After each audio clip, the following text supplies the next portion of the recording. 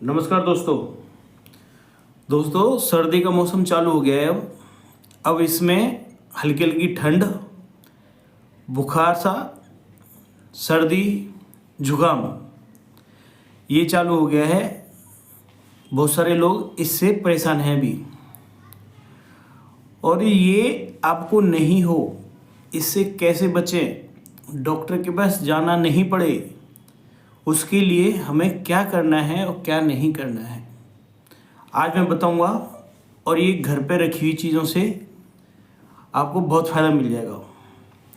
दोस्तों आपको कुछ नहीं करना है। अगर आपको सर्दी हो गई है, जुकाम हो गया है या हल्का हल्का फीवर लग रहा है, तो इसके लिए ना आप सब लोग पीपल का पेड़ तो जानते होंगे। पीपल होता है, उसके हरे पत्ते लेके आने हैं 4 से 5, और उसको पानी में बॉईल कर लेना है। अगर आपने उसके साथ गिलोय और डाली तो रामबाण इलाज हो जाएगा। अगर गिलोय आपको नहीं मिलती है तो आप खाली पीपल के पत्ते ही पानी में बॉईल कर सकते हैं।